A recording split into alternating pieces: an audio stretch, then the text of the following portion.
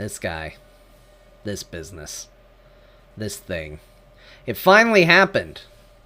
After 420 episodes of Azeroth Roundtable, Ben and I ended the show.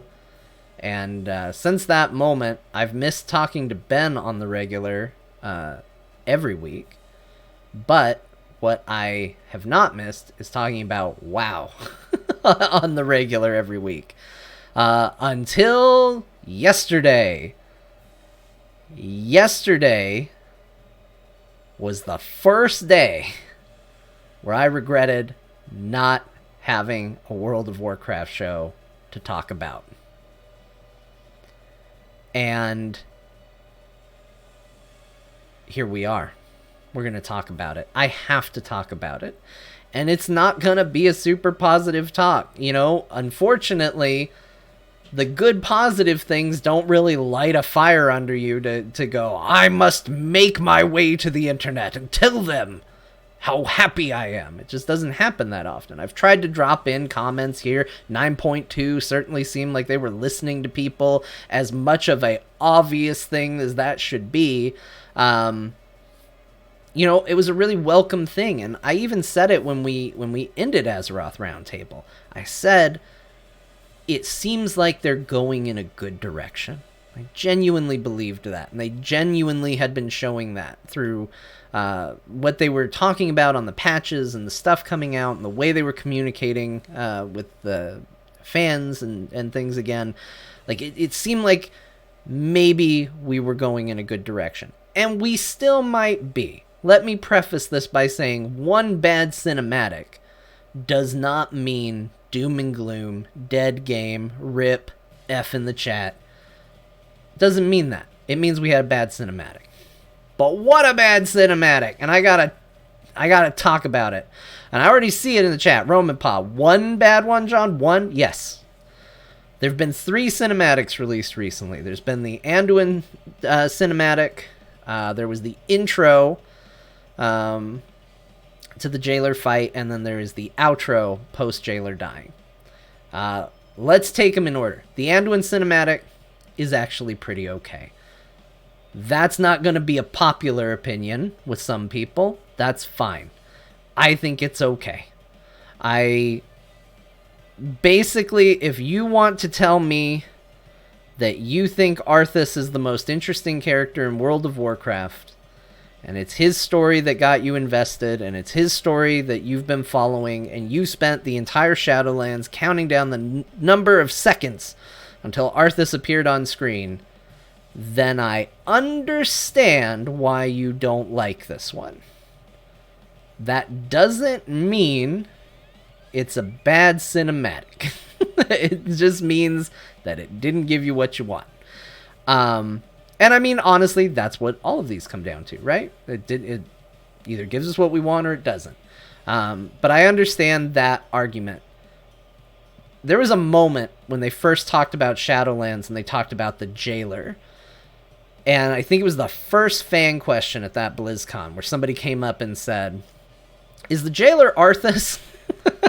And immediately they were like, no, the jailer is not Arthas. The jailer is an original, a newer character. He's better. We're not going to talk about Arthas. Yeah, this story would have been a lot better if the jailer had been Arthas. Hands down, right out the gate, we could have avoided a lot of problems with this story. Not all things have to be about Arthas, but I'm just saying they were very adamant that no. And the reason they gave at the time was that they didn't want this expansion to exist under the shadow of Arthas. And then despite that, the expansion existed under the shadow of Arthas for the entire thing. We were all waiting for it, and then it happened, and it wasn't surprising, and therefore it wasn't fulfilling. So, for anybody that is a huge Arthas fan and was hoping for that to pay off, and I will say, in spite of Blizzard insisting that that would not be the case, like, this is a case of you went to a restaurant, you ordered something, they said, we aren't serving that, but we have something like it. You said, okay, give me that.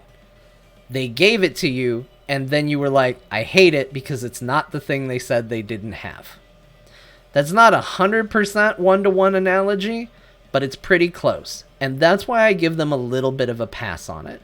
At no point did they say this was going to be the expansion that concluded the Arthas story. So I don't want to necessarily begrudge them too much that it ended up not being about Arthas. I think it would have been better if they hadn't tried. He should have just been completely gone from it. I think they made a mistake by including him in the Uther bit, which opened the door to it. They were like, oh, maybe Arthas. They definitely are guilty of getting our hopes up in that regard. But they also were plenty vocal that this was not going to be his story. And I think it's pretty clear that Shadowlands is the story, like if it belongs to anybody, it belongs to, of lore characters, it belongs to Anduin and Sylvanas. So it being a cinematic that focused on them, I am not going to fault it for that. Whether you liked it or not, that's up to you to decide. But I'm not going to nix them for that. And I thought the cinematic was cool. I thought the return of Varian, and I thought Sourfang, and I thought all that was good. I just did. It didn't excite me. I didn't go install the game, but it didn't offend me. But let's talk about the intro to the Jailer. This one is a kind of mostly harmless one, except for some retcon business and name-dropping the patch title in the most forced, agonizing way possible. But I feel like those are nitpicking things. Like, okay, we decided that we were going to take the Mauve Souls and turn it into an engine to harvest Azeroth into the Shadowlands. Pretty sure that's not what the Mauve Souls was intended to do. But okay. Well, sure. And then him being like, you're going to witness eternity's end. Okay, cool. You said the name of the thing. Congratulations. It's eye-rollingly bad. It's really stupid. Because let me tell you, let me ask you this. Show of hands out there. Who thinks that dialogue was written before they named the patch? Versus who thinks that dialogue was written after they knew what the patch was going to be done? I think most people would agree that that was not them going, hey, remember that really cool line that the Jailer said about this being eternity's end? Let's name the patch after that. We all know it was the other way around. We don't know, but I think we know.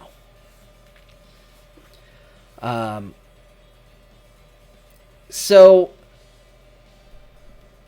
I think it's mostly harmless. There's some bad stuff in it. It kind of almost tries to tell you what the Jailer's doing. Like, it establishes, okay, it gives us the stakes. He's going to kill our world to do whatever he's going to do. We still don't really know what that is, but whatever he's going to do, he's going to kill our world to do it. So we should probably stop him because some of us still like that place. We should save it. So it does its job in that regard. Mostly harmless little video. This one that's on screen, this one right here, this is where we get into some problem territory. And this is where we need to talk about the issues with Blizzard and their storytelling. Because I feel a little guilty being so mad about this cinematic. Because that's what everybody's saying. Oh, the cinematic is so bad. It's such a bad cinematic. What an awful cinematic. And I'm just picturing all the people on the cinematic team going, oh. When in truth, they're really not 100% to blame here. In fact, probably the parts of this that work are the parts that they did. We all know the quality of Blizzard cinematics. Be they like this kind, the kind of turned up in-game engine business, or the high quality CGI stuff. Like, this stuff we know is going to look good, or at least within its style, whether you like the WoW style or not. Forget that. But it's going to look the way it's going to look, and it's going to be quality, generally. It's going to sound good, although I would argue, here's one thing I will say. I've never needed subtitles for cinematics more than this expansion. I don't know what it is about the jailer. I can't understand half the crap that comes out of his mouth. It's like original release of Dark Knight Rises Bane, where I was just like, I don't know, man. I think he's telling Batman something. He seems very into it. So, thank goodness for subtitles. That's fine.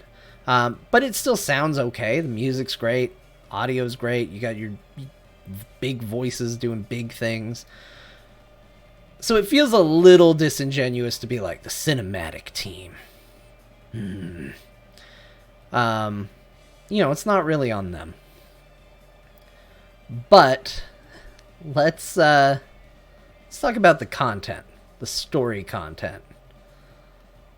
Chat says, someone counted and he only said 429 words in the entire expansion. Yeah, big upfronts. The jailer is the worst villain in Warcraft history. Hogger is a more compelling villain than the jailer. And I played Horde. I didn't even know who Hogger was for a really long time. And I'd still put him higher. He's bad.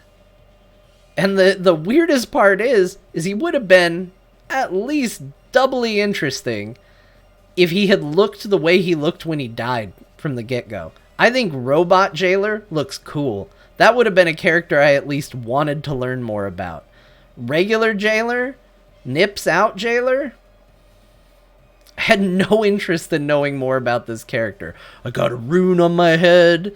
Like, it's just bad. The design is stupid, and it's so dumb. The robot, I would have had questions about. I would have wanted to know about the robot. Kyle in the chat is saying, why did he become a robot? He already wants to know more information than he wanted before.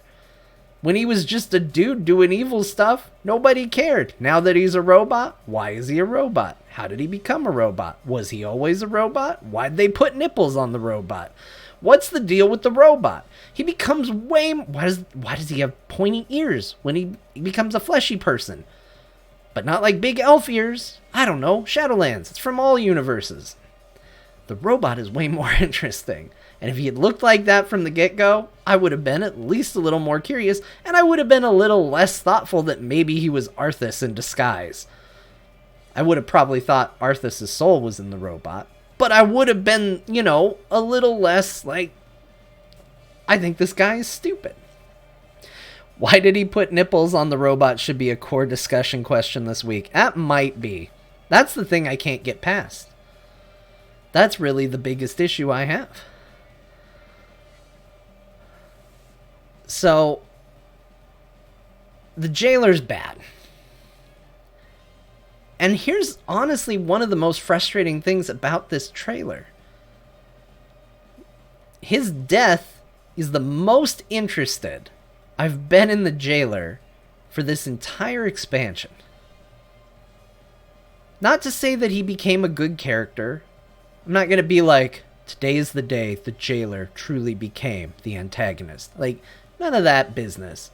He's still not great. But like, him talking about, like, reflecting on why he had to turn on his friends, why they're mad at him, and why he's going to be called the jailer despite being a jailed individual and all of that, is the most curious I've ever been about this character. If they had started with stuff like this, I might have actually gotten invested in the guy. Especially if he looked like a robot. Like, all of that would have made him so much more interesting. And at least at a start. Again, it doesn't take him from a 1 to a 10. It takes him from a 1 to, a 2.5, a 3. It makes me go, oh, okay. Let's figure out more about this guy. They still need to do the extra work. They still need to put all that stuff in the game. but I would be curious. All of a sudden, I wanted to know more about him instead of not caring at all. Indifference is really bad. But I had a lot of issues with the cinematic. Not just the jailer, not just that the cinematic is mostly flashback of stuff we either already knew happened or could have easily guessed or assumed happened. And for an expansion that's been so, mystery box, despite the fact that we were told it wasn't going to be, as to what his motives were, what he was trying to do, who is he, and all of that, I think everybody went into this cinematic going, all right, time for answers. I've been waiting 2 years. Let's get some answers on this thing. And instead, we got, flashbacks of stuff we already know. That's not good. That's not a good thing at all. And I was like, that's the problem with this.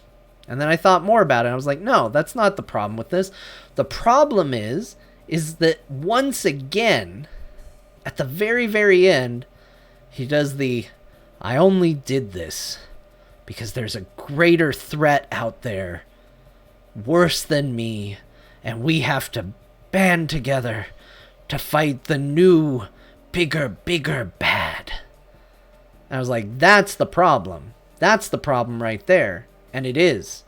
The first one's a problem. This is a problem. The jailer's a problem. But you know what? Honestly, it's bigger than that. When I'm trying to decide as to what the problem is with Blizzard's storytelling, it's not about there always being a bigger bad. It's not about a bad villain. It's not about weird writing. It's not about ignoring your antagonist until the very end. It's not about picking the stupid Nipply form instead of the robot form.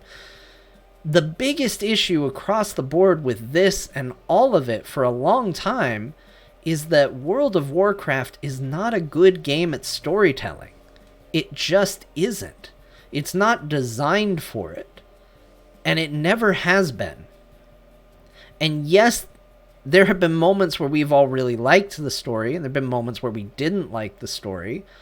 But I would argue that the difference between the times we've liked WoW's story and the times we've hated WoW's story is because the people who were telling that story were working within its means. And what I mean by that is this. You can have an amazing set of watercolor paints, but no matter how hard you try, no matter how good an artist you are, you can't take those watercolors and create an oil painting. You could create something beautiful, you could create something that looks similar, you can do all sorts of things, but you can't make it something that it's not. And what they've been doing with the World of Warcraft story lately is attempting to take a tool that is incapable of telling the story they want to tell. This has been a problem for a long time. I would argue since maybe even Lich King. Sometimes they do it well, most of the time they don't. They've been taking their watercolors and going, well, we can paint whatever we want with this. And it's just not true. It's not playing to the game's strengths. And I think when you take a look, and I'm going to try not to throw any of the current writers, and there are more than one, believe it or not. The internet will tell you there's only one guy to blame. I'm not going to try and throw any of them under the bus. Because honestly, the temptation is always there. Especially if you're a writer, to tell big, grandiose, cool stories. I get that. But if you want to take a look and go, well, why was the storytelling in what would be the Metzen heyday era of storytelling in WoW, why was that so good compared to now? I think a lot of people jump up and go, it's because he left and now we got these people and they don't know what they're doing. Guys, I don't want to be too harsh here. Chris Metzen is an inspirational dude when he talks. He seems like a genuinely cool guy. I've thankfully not heard any horror stories about him. I've met him once, and he was a good dude. Obviously, I'm friends with people who are friends with him.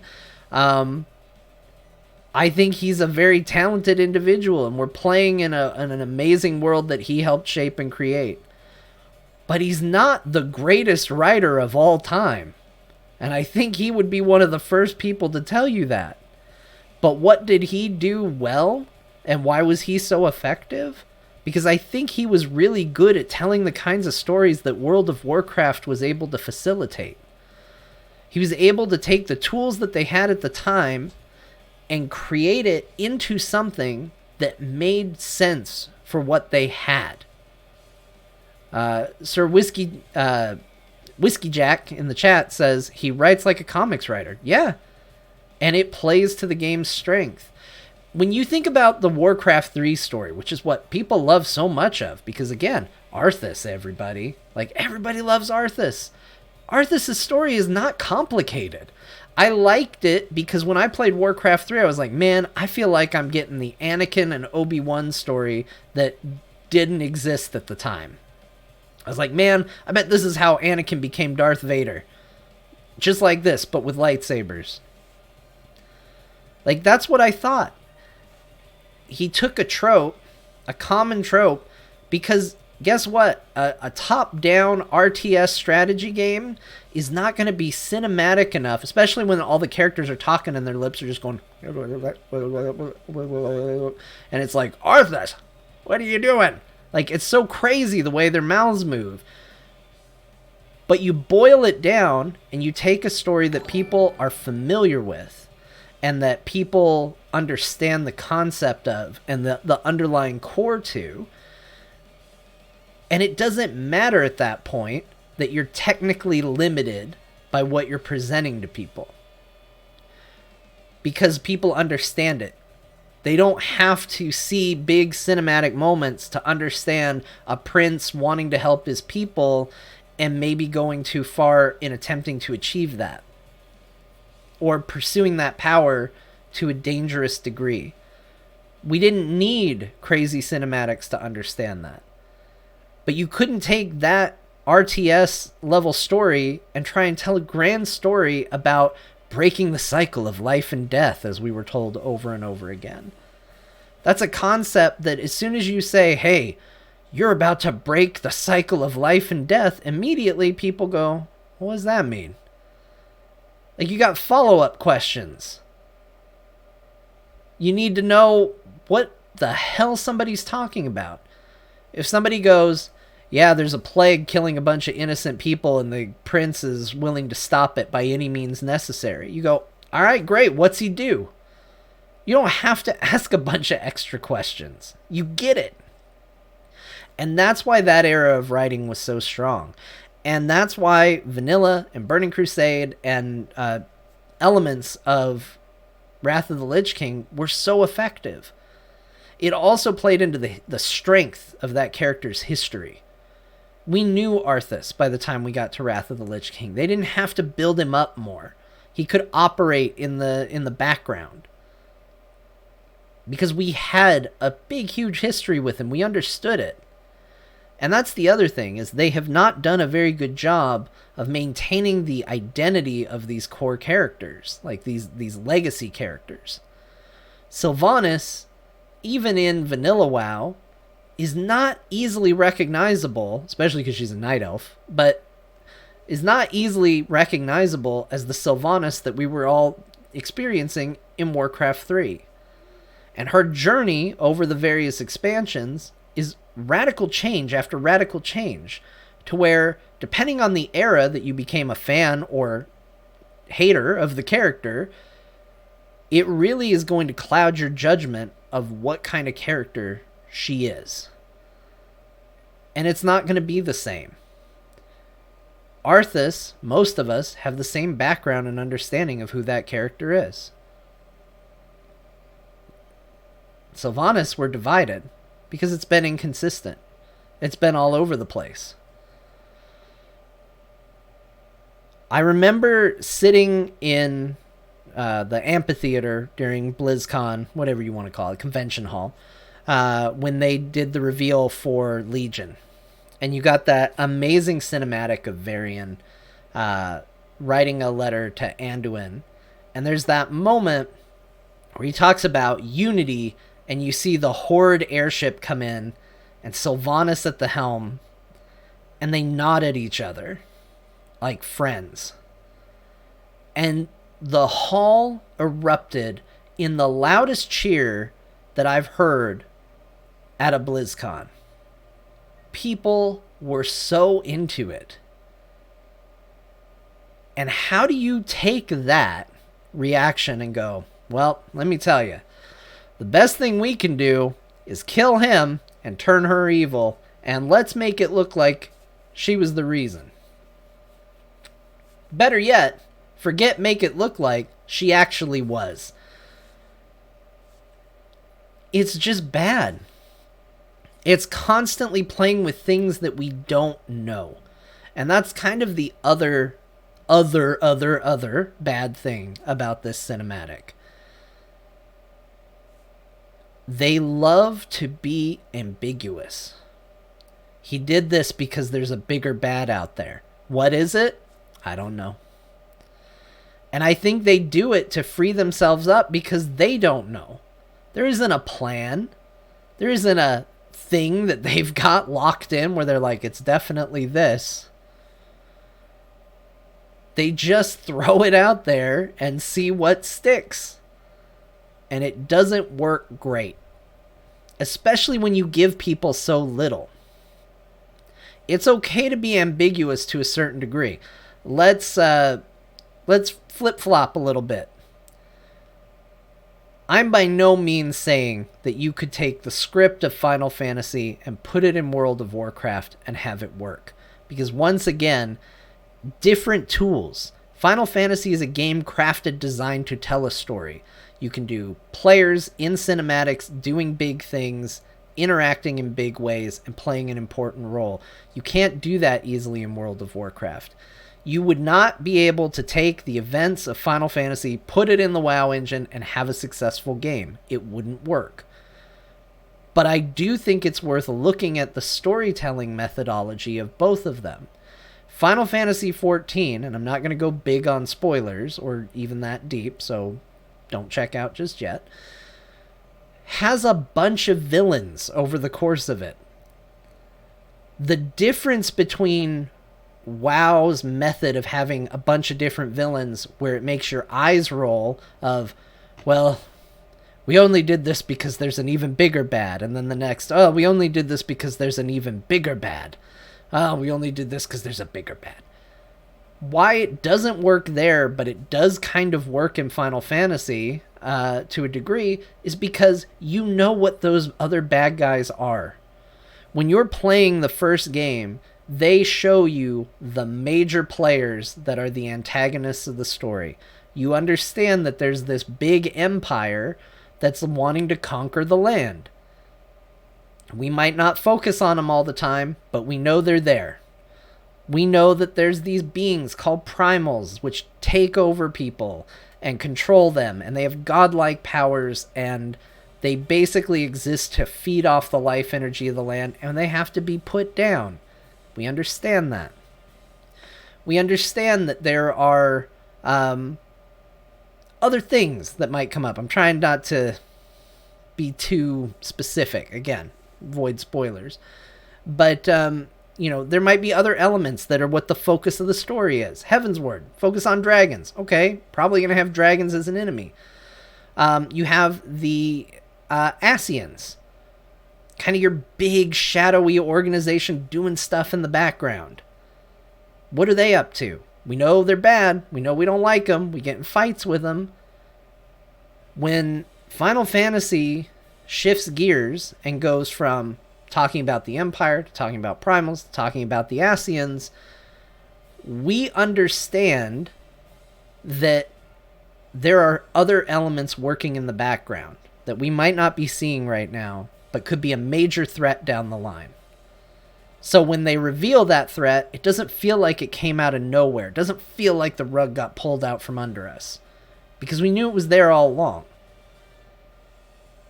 WoW has this habit of like, this is the biggest bad you've ever faced. It's crazy. How are you going to overcome it? How are you going to do it? How are you going to do it? Oh, you did it? Surprise. There's another character that's way, way worse. And that has that effect of having the rug yanked out from under you. And I think it's jarring, and I think that's part of the problem. They haven't taken the time to build up the reveals that they've been setting up. Rusty Nails brings up, I did hear that the writers were left in a hell of a bind after Alex forced the burning of Teldrassil down their throats. That's true. I've heard enough evidence behind that, and from people I trust, second and third hand, to say, yeah. But you know what?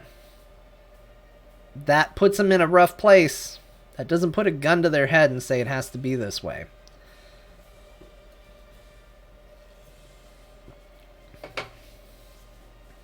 I don't begrudge the challenge that would have to exist, and the frustration of that. But at a certain point, you have to judge what you're being presented on its own merits. And I don't think the Shadowlands story has been good.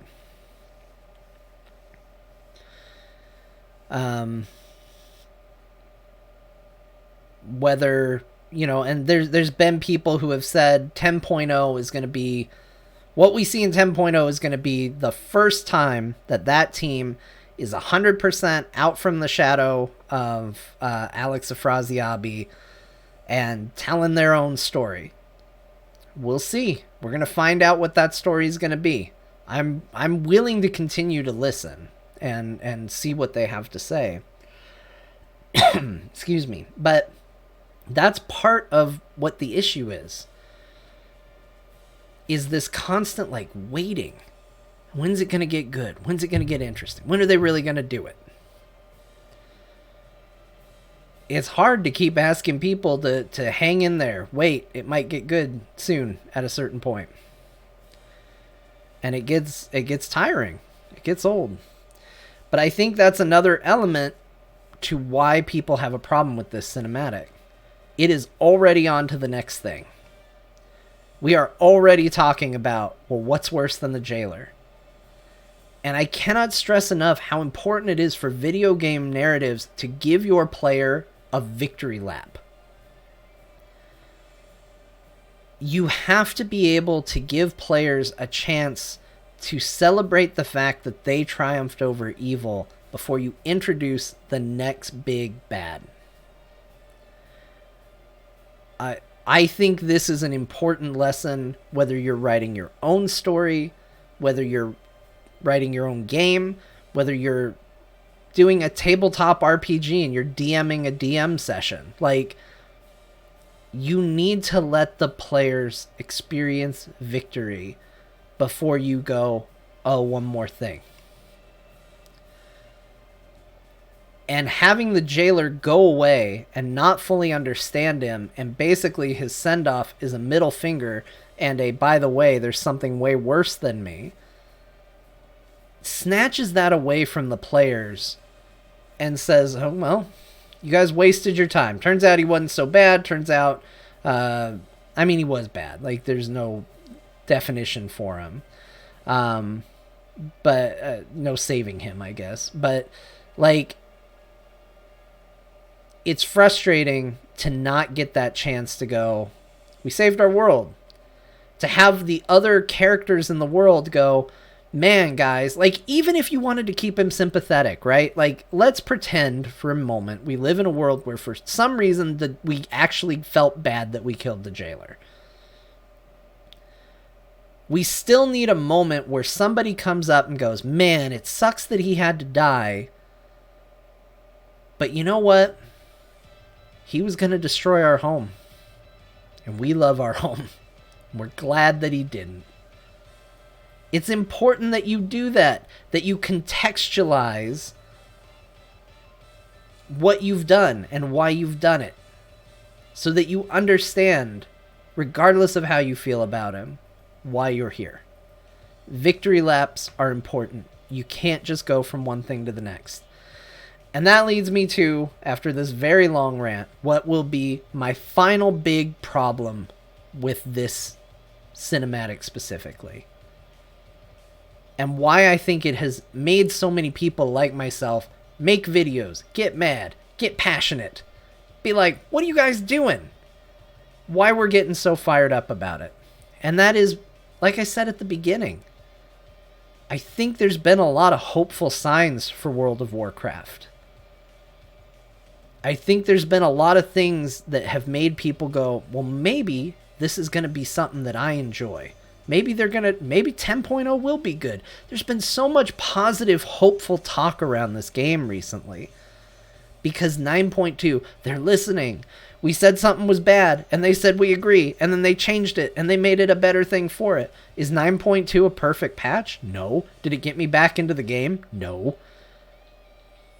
But did it feel like they were listening for the first time in a long time? Yeah. And that's a huge deal.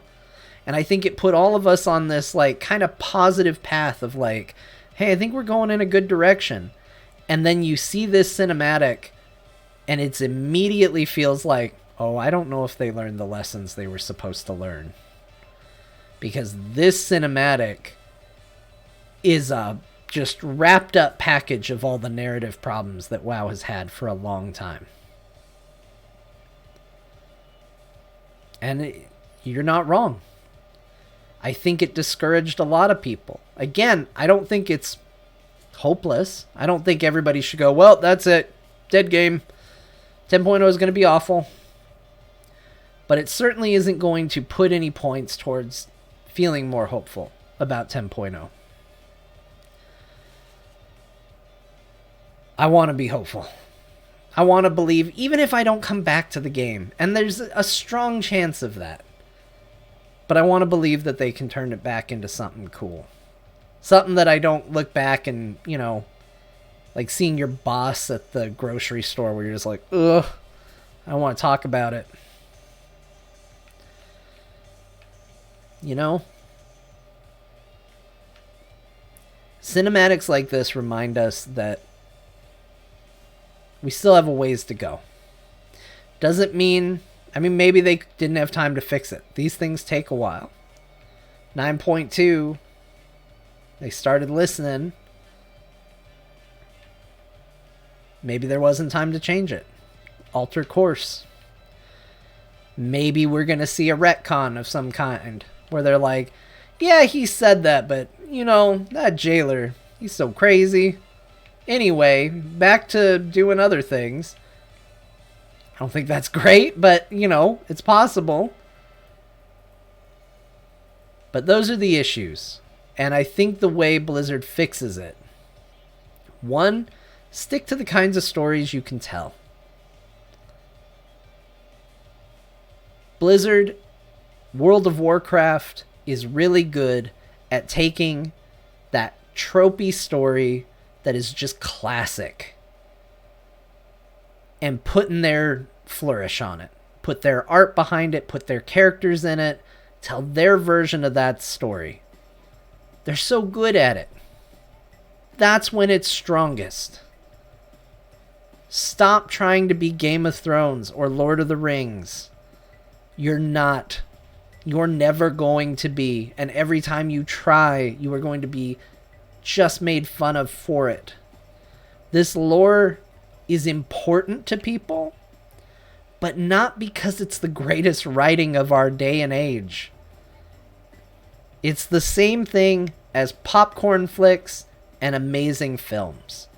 World of Warcraft is a popcorn flick. It's time to stop trying to overreach beyond your means and acknowledge that it's okay to be a popcorn flick. People love them. People need them. We need our escapism. We need our fun. And just make World of Warcraft that. Make it fun. Make it big. And people will be excited. People will be back. Maybe not as many. But you can do it.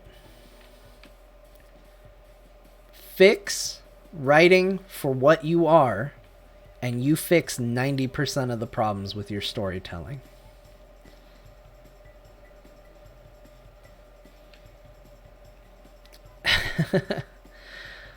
Rusty Nail says, I don't need a massive sword in the world. I need more troll cities and Van Cleef silliness. Yeah.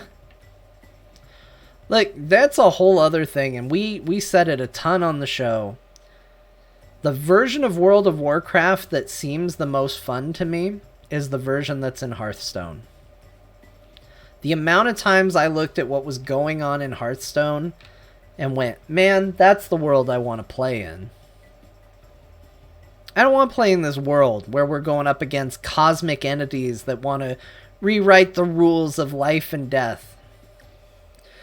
I want to play in a World of Warcraft where the goblins went a little overboard and built a full-on metropolis city in Tanaris.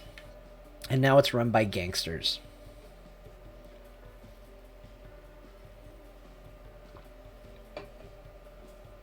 That's more fun. That's way cooler. And it doesn't have to be an entire expansion of that either. That can be one part of the expansion. Because once you acknowledge that you don't have to tell this grand, over-the-top story, you free yourself up, and there's a lot more crazy stuff you can do. And I really, really hope they figure it out. It's not that long of a wait until we get an idea if they have or not. What is it, April 18th? 15th? Sometime in April. We're going to find out really, really soon. And I'm rooting for them. For as negative as this talk has been about this cinematic, that doesn't mean I hate WoW. I still would love for it to be cool. I think they can do it. And I want them to. Anyway, that's my thoughts on it. That's what I hope they do. We're now an hour into this stream. I say we stop talking about World of Warcraft.